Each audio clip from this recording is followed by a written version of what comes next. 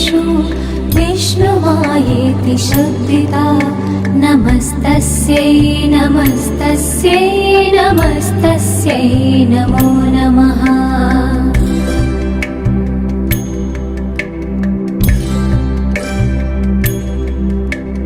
या देवी सर्वभूतेषु चेतनेत्यभिधीयते नमस्तस्यै नमस्तस्यै नमस्तस्यै नमो नमः।